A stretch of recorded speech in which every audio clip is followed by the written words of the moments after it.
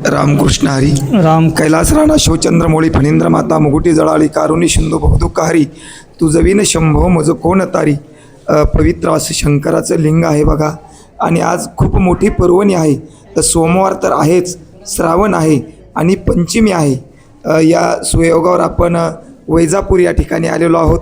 हिंगोली जिल्हा तालुका आहे आणि इथं पुजारी बाबा आहेत, त्यांच्यासोबत आपण बोलणार आहोत. दादा, किती वाजता मंदिर चालू झालेलं आहे दर्शनाला? सकाळी 4 वाजल्यापासून मंदिर चालू झालेले आहे दर्शनासाठी. बरं. आणि हे कोण आहेत, पुजारीच आहेत का? माझे वडील आहेत ते बरं, किती वर्षापासून आपण पूजा करता? 60 वर्ष झालेत आज आम्ही पूजा करतो. बरं, या मंदिराचं काम व्हायला किती वर्ष झाली? वस्तू उभी राहायला अंदाजे? तसं तर पुरातन मंदिर खूप जुनं होतं. बरं. गावकऱ्याच्या यांनी पुन्हा मंदिर बनवलं. नामदेव महाराजाचं आणि हे दोनच मंदिरं असे बनवले गेले. म्हणजे नामदेव महाराजाचं ज्यावेळेस काम चालू होतं त्यावेळेस हे पण चालू हो होतं? हो हो. म्हणजे काम अजून पूर्णतेला गेलं नाही? नाही, चालूच आहे. काम चालू आहे. हो. बरं, ठीक आहे. या ठिकाणी गावकरी आहेत, आपण त्यांच्यासोबत बोलणार आहोत. रामकृष्ण हरी दादा. रामकृष्ण हरी. दादा, हे जे मंदिराचं काम तुम्ही आता अतिशय छान केलं आणि पुजारी पण तुम्हाला छान लाभले. पुजारी कोण आहेत? ब्राह्मण शूद्र वैश्य यापैकी गोसावी येतं पुजारी. गोसावी आहेत का? हा. वा, गोसावी किंवा ब्राह्मण पुजारी मिळायला तुमचं गावकऱ्याचं काहीतरी भाग्य लागतं. दादा, मंदिराची एवढी मोठी वास्तू उभी केली आणि फार छान काम केलं. एवढा मोठा निधी तुम्ही कसा उपलब्ध केला बरं? कोण्या माध्यमातून मिळाला? हा संपूर्ण निधी लोकवर्गणीतून, गावातून आणि परिसरातल्या सर्व गावातून लोकवर्गणीतून हा निधी उपलब्ध केलेला आहे. बरं बरं बरं. हा, अनेक दानशूर व्यक्तींनी या ठिकाणी संकल्प करून आणि दान देऊन या मंदिराचं काम हे पूर्णत्वास गेलेलं आहे. बरं, या एवढं मोठी ही वास्तू उभी करायला अंदाजे किती वर्षे लागली असतील तुम्हाला? अंदाजे जवळपास 5 वर्षे काम पूर्ण करण्यास हे 5 वर्षे लागले होते.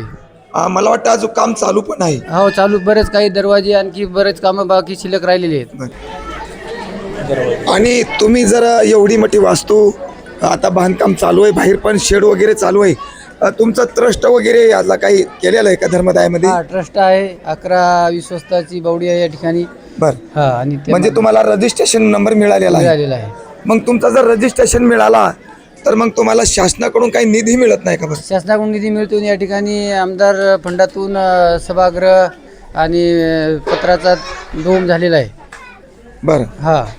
आणि जसं नामदेव राहायचं हे वगैरे तीर्थक्षेत्र विकास निधीमध्ये आहे, तसं तुमचं काही विकास निधीमध्ये काही मोडत नाही का? तीर्थक्षेत्र विकास तीर्थक्षेत्र क मध्ये आहे आणि बरीचशी कामं आम्ही प्रस्तावित टाकलेली आहेत. परंतु आणखी काही ती झालेली नाहीत. त्याच्यामुळं आमची हीच मागणी आहे की या ठिकाणी खूप मोठ्या संख्येनं भाविक भक्त परिसरातून येतात आणि त्यांच्या भौतिक सोयीसुविधेसाठी या ठिकाणी आणखी उपलब्ध झालं पाहिजेत. त्यासाठी आम्ही बरेच म्हणजे मागण्या केलेल्या आहेत.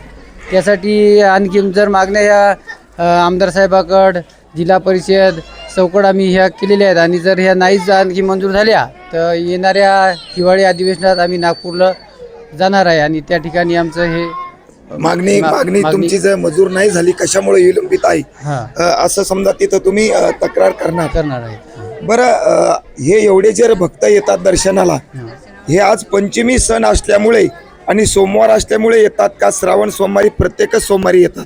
प्रत्येक सोमवारीच येतात, पण आज नागपंचमी हा एक दुग्ध सरकर योग म्हणायला जमतोय आणि श्रावण सोमवारातले प्रत्येक श्रावण सोमवारी या ठिकाणी खूप मोठी संख्येनं गर्दी असते. बरं, सरासरी तुमचं हे गाव आहे, हे किती लोकसंख्येचं असेल दादा? हे 1300 ते 1400 लोकसंख्येचं गाव आहे. बरं. हा, गाव तर खूप छोटं आहे आणि मी नामदेव नडशीला बघितलं, गेटवर तुमचं दिवसभर फळालाच असतंय. हरिभक्त पारायण रामानाचार्य गंगाधर महाराज मुंढे, आणि मी त्यावेळेस तुमची मला वाटतंय क्लिप पण बनवली. मग एवढा खर्च गाववाल्याला कसा झेपतो बरं? का बाहेरगावचं काही सहकार्य? नाही, बाहेरगावचं नाही. आमच्या गावातले लोक फार दानशूर आहेत आणि प्रत्येकजण आपल्या उत्पन्नातून काही ना काहीतरी दानधर्मात खर्च करत आहे. हे दरवर्षीचं प्रत्येकाचं योगदान असते. त्याच्यामुळं हा प्रत्येक श्रावण सोमवारात असो, सप्ताह या ठिकाणी खूप मोठा होतो. जवळपास किती तारखेला, कोण्या मितीला होतो? 10 मार्च ते 18 मार्च महिन्यात सप्ताह असतो. खूप मोठा या आमच्या म्हणजे परभणी जिल्हा होता त्यावेळेस त्या काळापासून हा सप्ताह आहे. बर खरं तर या नरसी आता तुम्हाला इकडे हिंगोली जोड्या गेली. हा नरसी पंचक्रोशीतला सगळ्यात जुना सप्ताह म्हणून हा आहे आणि खूप मोठे महाराष्ट्रातून नावलौकिक साधू संत मंडळी महाराज मंडळी मला वाटतं मारुती महाराज नथुराम बाबा हा ते पण त्यांनी जो आज वसा घातलेला आहे घातलेला आहे. आणि तुमचे वडील त्यावेळेस करत असतील. आमचे हरिभक्तपरायण तुळशीराम महाराज गाडे यांनी सप्ताह चालू केला आणि तेव्हापासून हे गावकरी सप्ताह पुढं चालू ठेवत आहेत. वा दादा, तुम्ही हा सप्ताह चालवता. माझ्या वडिलाची मिराशिका देवा आणि तुझी चरणसेवा त्या व्यक्तीप्रमाणे. आणि तुमचं गाव अतिशय पुण्यित आहे, कारण नामदेव राया, पवित्र अशी कयाधू माता आणि हे असणारं भोले शंकराचं मंदिर, प्रतिलिंगच त्या ठिकाणी म्हणायला हरकत नाही. जसं औंढ्याला आहे, परळी वैजनाथाचं दुसरं स्थानच या ठिकाणी मानलं जातं. आणि दुसरं एक महत्त्वाचं म्हणजे या ठिकाणी आता दिवाळीपासून नगरभोजनं चालू होतात. प्रत्येक जो भाविक या ठिकाणी येतो नवस पूर्ण झाला की नवस पूर्ण झाला की नगरभोजनाची देण्याची प्रथा इथे चालू आहे. आणि दिवाळीपासून तर जून महिन्यापर्यंत दररोज या ठिकाणी गावाला जेवायला असते. गावाला घरी स्वयंपाक करायचं काम नाही.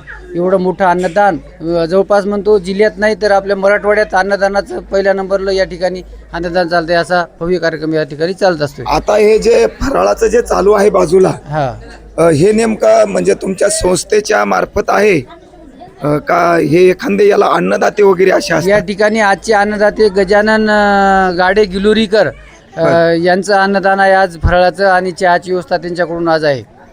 आणि सकाळी किती वाजता अन्नदान चालू झालेलं आहे? सकाळी 6 वाजल्यापासून तर संध्याकाळच्या 6 वाजेपर्यंत दिवसभर या ठिकाणी फराळ आणि चहाची व्यवस्था चालू असते. म्हणजे जेवढे म्हणून भाविक येतील त्या सर्वांना हा प्रसाद मिळतो. सर्वांसाठी. धन्यवाद दादा. बरं, एवढा मोठा सप्ताह चालतो आपला. त्या सप्ताहासाठी तुम्हाला म्हणजे सभागृह आणि किचन, आपण ज्याला म्हणतो स्वयंपाकासाठी सभागृह, हे थोडं आपल्या दर्शकाला आपण दाखवू. तिकडल्या भागात जाऊया. हेच पाठीमागं जे दिसतंय तेच सभागृह आहे. त्याच्यातच गावातले लग्न, सप्ताह, धार्मिक कार्यक्रम या सभागृहात चालतात. दादा, हे तर नुसतं पत्राचं शेड आहे बघा. आणि पत्राचं शेड, मग तुमच्या इथं लग्नविधी भरपूर होत असतील आणि सप्ताहाला पण खूप मोठे जनसमुदाय येत असेल. याच्यामध्ये उन्हाचा खूप त्रास होत असेल. उन्हाचा त्रास होतो, पण थोडं उंचावर असल्यामुळं हवा खेळती राहते आणि लग्न वगैरे सगळे गावातली याच ठिकाणी तुम्ही एखादा तुमच्या म्हणजे खासदार असो किंवा आमदार असो, जो कोणी या मतदारसंघामध्ये तुमचं गाव असेल, त्या व्यक्तीला तुम्ही एखादा मोठ्या सभागृहाची मागणी केली नाही का? आमदार साहेब मुटकुळे यांच्या माध्यमातून 50 लाखाचा ते पाठमागचा डोम झालेला आहे. खाली एक 20 लाखाचं सभागृह पण झालेलं आहे. आणि आणखी सुद्धा आम्ही त्याला मागणी केलेली आहे या ठिकाणी वाल कंपाऊंडची. तर ते म्हणले बा पुढच्या याच्यातमध्ये देऊ, असं त्यांनी आम्हाला आश्वासन दिलेलं आहे. आणि आता एवढा मोठा जनसमुदाय येतो आणि सप्ताहाला पण खूप मोठा जनसमुदाय असतो. बरं, यांच्यासाठी तुमच्याकडे पिण्याच्या पाण्याची काय व्यवस्था आहे? पिण्याच्या पाण्याची या ठिकाणी एक टाकी ठेवलेली आहे. ही टाकी आहे फायबरची? ही फायबरची टाकी आहे. या ठिकाणी एक फिल्टर आणि आता हे फिल्टर जे पाण्याचं हे चालू आहे ना? हो. वा. आणि पाण्याचा तुमच्याकडे स्टॉक नाही? नाही. आणि तुमचा खूप डोंगराळ भाग आहे, दुर्गम, म्हणजे लाईटची सुद्धा लोड सेटिंग असते. मग कार्यक्रमाच्या वेळेला तुम्ही पाण्याचा स्टॉक कसा सांभाळता? पाणी असं जातं, या टाकीतच ठेवलं जातं. नाहीतर लाईट नसली की मग थोडी पाण्याची परेशानी होते. म्हणजे पाण्याची अतिशय तुम्हाला टंचाई या माध्यमातून तुम्हाला सांगायचं. बोर वगैरे काही अशी व्यवस्था ग्रामपंचायतच्या मार्फत काही अशी व्यवस्था नाही? ग्रामपंचायतच्या माध्यमातून बोर नाही, संस्थांच्या माध्यमातून या ठिकाणी खाली तलावात एक बोर घेतलेला आहे आणि एक माणूस प्रायव्हेट बोर आहे त्यांचा, ते सुद्धा बरेच दिवसापासून या ठिकाणी पाणी देतात. म्हणजे ते इमर्जन्सी झालं. हो. पण तुमच्याकडे स्टॉकसाठी एक सिमेंटची टाकी पण पाहिजे. टाकीची आवश्यकता आहे आणि फिल्टर पण चांगलं मोठं पाहिजे. आणि त्यातल्या त्यात आता नरसीपासून वैजापूरपर्यंत 3 किलोमीटरचा रस्ता आहे. याची अतिशय म्हणजे दयनीय अवस्था झालेली आहे. तर भाविक वाटाने येत असताना गाड्या मोटरसायकली पडायल्या, भाविक जखमी व्हायलेत. तर आमची ती एक खूप मोठी मागणी आहे हे आमदार साहेबाला की बाबा हा रस्ता पहिले झाला पाहिजे. नाही, तो रस्ता तर मी येतानाच बघितला. आमची गाडी पण 2 वेळेस मारली होती, पण तो मुलगा चालवणारा हुशार होता. आता एवढं मोठं देवस्थान म्हटल्याच्या नंतर जसं माऊली सोहळ्यासाठी चौपदरी झाला, तुकोबारायसाठी चौपदरी झाला, नामदेवरायसाठी पण छान रस्ता झाला, तसा आपल्या इथं रस्ता व्हायलाच पाहिजे. तसं वास्तविक पाहता सिमेंट रोड व्हायला पाहिजे. नाही का? हां आता किती किलोमीटरचे सिमेंट रोड द्यायला का नाही शासन? हा फक्त 3 किलोमीटरचा रस्ता आहे आणि एवढा आवश्यक आहे, कारण खूप मोठ्या संख्येने भाविक येतात आणि येण्या जाण्यासाठी अतिशय त्रास व्हायला. पाऊस झाला की मोटरसायकली स्लिप व्हायला, भाविक बरेच जखमी झाले, पडले. त्यासाठी आवश्यक रस्त्याचं काम हे झालं पाहिजे. बरं, हे सगळं काही होईल आपलं या माध्यमातून. माझं एक यूट्यूब चॅनल आहे, 70 हजार लोक याला फॉलो करतात आणि माझ्याकडे कोणत्या प्रकारची कॉमेडी नाही. माऊली सोहळा पण म्हणजे मंदिरातून दिंडी निघल्यापासून तर पांडुरंगाच्या पालखीची आणि माऊलीच्या पालखीची भेट होईपर्यंत सर्व दर्शकाला बघायला मिळतं. आणि जिंतूर तालुका हा परभणी जिल्हाच नाही तर प्रत्येक कोण्यामध्ये मी जाण्याचा प्रयत्न करतो रोज. पण मी प्रत्येक मंदिर घेतो आणि या माध्यमातून आपल्याला एकच करायचं. आपल्याला जवळ आता हिवाळी अधिवेशन नागपूर आहे. नागपूरला धर्मदायाच्या माध्यमातून आणि आपल्या वारकरी अखिल भारतीय वारकरी संघटना असो, अनेक वारकऱ्याच्या संघटना येतात. या माध्यमातून प्रत्येक मंदिराचा आणि प्रत्येक वारकऱ्याची अडचण पोहोचण्याचा प्रयत्न करायचा आहे. म्हणून याच्यासाठी आपण वारकरी संघटित होणार आहोत. संघटित होण्याचं एक मीडिया साधन आहे. या माध्यमातून मी हे संदेश देऊ शकतो. धन्यवाद दादा. आपण आता किचन रूम म्हणजे स्वयंपाकगृह बघूया, ते पण दर्शकाला दाखवू. चला, हेमाडपंथी मंदिर असेल नाही का? हो. आणि त्या मंदिराचं तुम्ही जीर्णोद्धार केला असावा, कारण ज्या ज्या ठिकाणी मंदिर असतात त्या ठिकाणी पाण्याची व्यवस्था असते. हे तळं पूर्वीचं असेल, याला पाणी ओव्हरलोड झाल्याच्या नंतर बाहेर जायला कोण्या बाजून रस्ता आहे? त्या दक्षिण बाजूला बाहेर जाण्यासाठी मार्ग आहे तिकडून. पण हे आतापर्यंत नसल भरलं. भरतच नाही तेवढं, पाण्याची दांड फुटलेली आहे जिकडून तिकडून येणारे. वा, हां धन्यवाद दादा. अतिशय निसर्गरम्य हे सर्व वातावरण आहे आणि गाव छोटा आहे पण कार्य फार या गावाचं मोठं आहे. सर्व मला वाटतं नागरिक एकत्र येऊन इथं विकासाकडे लक्ष देत असताल. त्याच वेळेस एवढं मोठं हे चालत असतं. एकल्याचा नोहे खेळ म्हणून मेळ जमविला नाही का? धन्यवाद ताई. तुम्ही जे फराळाची वाटप केली मी सकाळपासून बघत होतो, हे किती वाजता चालू केलं? सकाळी 7 वाजल्यापासून. 7 वाजता? हो. बरं. तुम्ही किती वर्षापासून सेवा करता? 15-20 वर्षापासून करतो. बरं, अशा किती महिला आहेत इथं सेवेमध्ये सेवारत? 30 महिला आहेत. बरं. आणि जी चहा पाण्याची व्यवस्था ही कोणाकडून आहे? ही संस्थांकडूनच आहे. बरं. प्रत्येक सोमवारी असते काय व्यवस्था ही? हो, श्रावण सोमवारी. वा वा, धन्यवाद. रामकृष्ण हरी दादा. रामकृष्ण हरी महाराज. तुम्ही आचार्य आहात का? हो. आता ही कढईमध्ये काय नेमकं काय करायचं आहे? साबुदाणा करायचा का? बरं. अशा किती कढया लागतात दिवसभर? एका दिवसाला 15 कढी लागती. प्रत्येक सोमवारी 15? 15. बरं, किती वाजता चालू केलं तुम्ही आता हे स्वयंपाक? 7:30. असे तुमच्यासारखे किती आचार्य येतात आता सेवेमध्ये? आम्ही 4-5 जण येते सध्या. बरं. तुम्ही काही मोबदला घेता का? सेवा करता? नाही सेवा. सेवा करता. वा. ज्या नवविध भक्ती आहेत ना, श्रवणम कीर्तनम विष्णू स्मरणम पादशमनम अर्चनम वंदनम दास्यम सख्यम आत्मनिवेदनम, तर सर्वात मोठी भक्ती असेल तर सेवा हा दारवंटा. आणि बघा आचार्य दादा तुम्ही सेवा करता, प्रत्येक सोमवारी सेवा करता. वा. एकदा आपल्या आचार्यासाठी टाळी वाजवा गडा. श्री संत नामदेव महाराज की. पार्वते पते हर हर. दादा हे म्हणजे काय भट्टे आहेत का? हा, हे महिला या ठिकाणी पोळ्या लाटतात. पोळ्या म्हणजे ज्यावेळेस मोठा कार्यक्रम असतो. हो. आता हे आज म्हणजे सोमवारची सांगता होत असेल, श्रावण सोमवारची.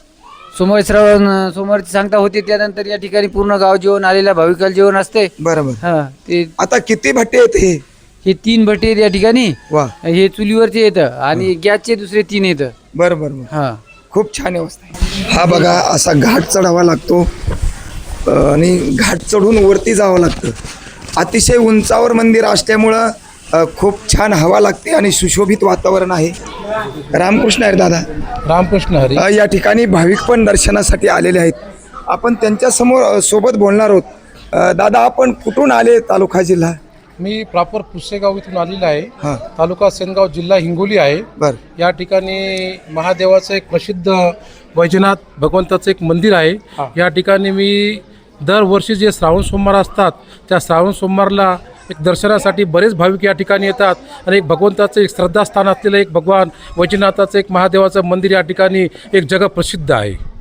दादा आता तुम्ही किती भक्त आले बरं दर्शनाला? आज कमीत कमी या ठिकाणी 25 पुसेगावून भक्त आलेले येतात आणि कावड या ठिकाणी हजारोच्या संख्येने या ठिकाणी येत असतात. कावड म्हणजे काय असतं? एक महादेवाचे जे परम भक्त असतात ते भगवंताची जी श्रद्धा ठेवतात तर ते पायी पदयात्रा ज्याला करत. आपण कावेड यात्रा म्हणतो. हो, आता ते कुठून पाणी आणतात ते कावेडमध्ये? ते कावेडमधून ज्या ज्या गावातून तिथून आपलं पाणी आहे तिथून ते महादेवासाठी पाणी आणतात. म्हणजे पवित्र एखाद्या तीर्थाचं जसं काय यदू माता किंवा आमची पूर्णा माता अशा किंवा चांगल्या लोणार गंगेचं सरोवर. जे पाणी असते हा. तर ते पवित्र पाणी घेऊन ते या महादेवासाठी अभिषेकासाठी येत असतात. दादा तुम्ही म्हणजे तुम्ही स्वतः किती वर्षापासून वारी करता? मी स्वतः 20 वर्षापासून या देवस्थानला येत असतो. म्हणजे या- पूर्वीची तुमच्या वडिलोपर्जितच वारी आहे. हो, आणि इथं सप्ताह वगैरे पण होतात त्याला पण. सप्ताह होतात, अन्नक्षेत्र चालू असते, दरवर्षी लोकांच्या पंक्ती असतात, दर श्रावण सोमवारला लोकांच्या बऱ्याच असं एकही पंगत त्याची खंड पडत नाही. मला तर असं इथं बघितल्याच्या नंतर असं वाटलं की प्रति वैजनाथ परळीच आहे, परळीच आहे. नाही का? आणि म्हणूनच हे गावाचं हे नाव पडलं असेल हे वैजापूर. या गावचं नाव आहे. धन्यवाद दादा. माझं पण काही आज परम भाग्य की आज जो मुहूर्त आहे, पंचमी आहे, नागपंचमी, आणि श्रावण आहे, आणि सोमवार पण आहे, आणि तुमच्यासारख्या जुन्या वारकऱ्याची मला भेट होते. माझं एक छोटंसं यूट्यूब चॅनल आहे. आता छोटं नाही म्हणता येणार, 60-70 हजार फॉलोअर आहेत, आणि कमेंट पण चांगले करतात आणि लाईक पण करतात. दादा आपण दुसरं काय शंकराला मागणार? इथली जी सुखसुविधा आहे आणि इथं जो हा जनसमुदाय आहे यांच्या सोयीसाठी शासनाने काहीतरी अजूक या ठिकाणी निधी टाकावा, याच्यावर तुम्हाला काय म्हणायचं? या ठिकाणी यात्रेकरूसाठी शासनाने या ठिकाणी सभामंडपची, भक्तनिवासची आणि शौचालयाची नितांत गरज आहे. या ठिकाणी सरकारनं बी बरीच मदत केली आहे. काही अडचणीमुळे काहीतले कार्यकर्त्यामुळं आपण पोहोचू शकलो नाही, पण सरकार सत्परणी या देवस्थानासाठी शासनाचं, प्रशासनाचं या ठिकाणी सहकार्य असते आणि या गावचं एक कुलदेवत आहे. या ठिकाणी या भगवंताला कधीही कमी पडणार नाही. धन्यवाद. या ठिकाणी आज नागपंचमीच्या आणि श्रावण सोमवाराच्या सर्व जनतेला या ठिकाणी मी भगवान बाहुबली संस्थानच्या वतीने या ठिकाणी शतशः त्यांना शुभेच्छा देतो. दादा तुम्ही एवढ्या लांबून येता आणि अनेक वर्षापासून वारी करता. तुम्ही या गावचे अतिथी आहात आणि आतिथ्याचं गावकऱ्यांनी स्वागत करणं आद्य कर्तव्य. अतिथी देवो भव किंवा विमुख गेले अतिथीने सकळ सुकृताची संपत्ती, त्या व्यक्तीप्रमाणे आपण त्याचं टाळेच्या गजरामध्ये स्वागत करू. श्री संत नामदेव महाराज की पार्वते पते हर हर देव. रामकृष्ण हरी. बोला दादा. माऊली, आपण आमच्या गावामध्ये आले, तुम्हाला या देवस्थानाबद्दल या परिसराबद्दल माहिती कुठून मिळाली? दादा मीच प्रश्न विचारत असतो माझ्या मीडियाच्या माध्यमातून, पण तुम्ही मला आज फार छान प्रश्न विचारला. हे बघा, मला काही नाव आठवत नाही, मला वाटतं वैजनाथ दादा नाव यायचं नाही का, आणि ते वैजनाथचे भक्त पण आहेत. त्यांनी मला या ठिकाणी आमंत्रित केलं. माझं काहीतरी मागच्या जन्मीतलं पुण्य असेल. तिळतिळ पुण्य साचा पडे ऐशे बहुत जन्मी, जोड जोडे तरीचं गा आतोडे नाम तुझे, आणि समागम घडे संताचा. तुमचा मला अर्ध्या तासाचा होईना पण समागम घडला. आणि हे बघा, भुक्याला आमंत्रण द्यायची गरज नाही. फूल उगवलं म्हणजे त्याचा मकरंद दुरूपर्यंत जात असतो. तुमच्या या ठिकाणी हे फूल आहे, किंवा साखर सांडल्याच्या नंतर मुंग्याला आमंत्रण द्यायची गरज नाही की तुम्ही वेचण्याकरता या. जर शेनगावपासून इथपर्यंत साखरेची गोणी सांडत आली तर सकाळच्याला एकही कण सापडणार नाही. याचंच नाव परमार्थ आहे. मीच नाही, अजूक याच्यानंतर तुमच्याकडे बरेचसे मीडिया येणार आहेत, कारण ही तुमची गावकऱ्याची पुण्याई आहे. भरतखंडेनं नरदेह प्राप्ती, ही तो परम भाग्याची प्राप्ती. भरतखंडामध्ये नरदेह प्राप्त होण्याकरता भाग्य लागतं, आणि त्याच्यातल्या त्याच्यात तुम्हाला परभणी जिल्ह्यामध्ये आता इकडं जोडल्या गेला हिंगोलीला, पण परभणी जिल्ह्यामध्ये नामदेव रायाच्या आणि कयाधू मातेच्या कुशीमध्ये जन्म मिळाला. म्हणून आपली एक मन आहे, जगात जर्मनी आणि भारतात परभणी, नाही का?